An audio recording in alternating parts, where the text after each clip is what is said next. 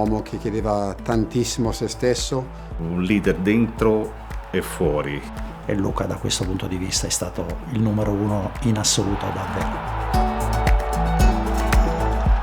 Noi della Fondazione siamo orgogliosi di questa iniziativa e di questa firma. È veramente bella, e pensare che è la maglia di Gianluca Vialli, la cosa ci inorgoglisce. Sono sicuro che tantissimi tifosi saranno contenti di poterla indossare e soprattutto saranno contenti di portare Gianluca con loro indossando la maglia. Questa è la cosa forse più importante.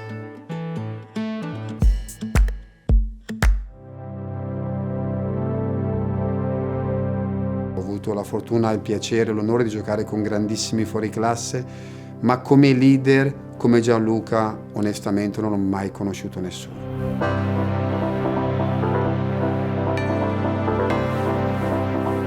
Lui è stato un leader dentro e fuori dal campo. Lui ogni qualvolta si finiva gli allenamenti, la sera si cercava di riunirci, di stare insieme, di parlare non solo di calcio, anche di altre cose, però stando insieme si è formato un gruppo che poteva combattere contro qualsiasi muro, poteva avere la forza di un carro armato.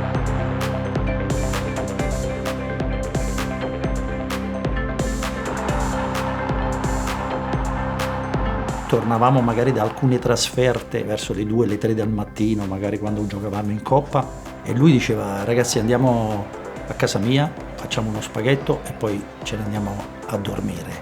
E questo può sembrare una stupidaggine, ma non è assolutamente così.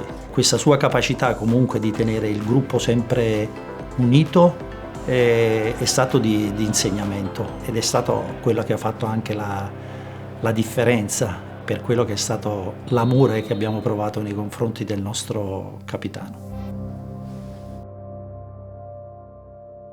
Era un uomo che chiedeva tantissimo a se stesso, voleva sempre vincere, voleva sempre primeggiare, voleva sempre mettersi prima lui di tutti, ma per il bene del gruppo. Ho convissuto con lui nella stessa casa per circa 3 mesi quando lui è arrivato a Torino, perché lui ha paura di dormire da solo, quindi siamo stati insieme, e mi ha formato anche come professionista, secondo me, perché tante cose io non lo sapevo, lui invece era avanti anni luce su queste cose. Se tu andavi al campo 2 ore prima pensando di essere il primo, lui era già là. Finito l'allenamento, massaggi, cure e tutto, lui era l'ultimo che andava via. Quando andavi al ristorante, che lui entrava, ti chiedeva cosa avevi mangiato, cosa stavi mangiando, non mangiare quello, non mangiare l'altro, era sempre super professionale, e quindi ti indirizzavano in quella mentalità che per me è stata fondamentale, quindi non solo nel campo ma anche fuori. Gianluca era un uomo di quelli che non c'era bisogno di tante parole, tu lo seguivi perché era capace di condurre senza tante parole. Nei momenti difficili, e ci sono stati, e soprattutto nei momenti di grande pressione, lui riusciva a stemperarla. Catalizzatore di pressione lui, e ti dava serenità. Quindi è stato per noi una vera guida, è stato non fondamentale di più per riuscire a vincere quello che abbiamo vinto con Luca.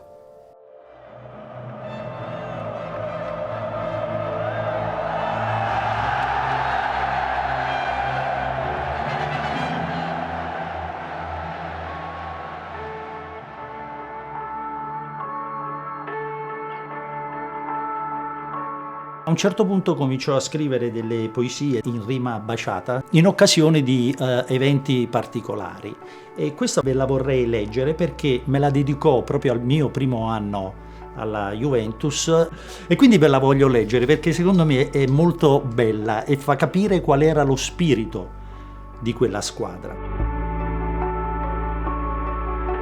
L'11 febbraio è una data solenne. Oggi l'amico Ciro diventa 28enne. Io sono 10 anni che lo conosco, vi assicuro, è sempre stato un tipo tosto.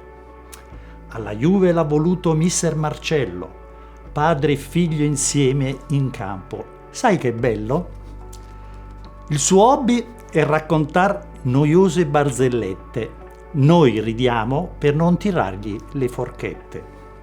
Ciro in squadra fa il difensore, se pensi di superarlo fai un errore. Lo so, amico mio, che le palle ti sei toccato, ora facciamo un brindisi e poi vinciamo il campionato. Auguri, Ciro.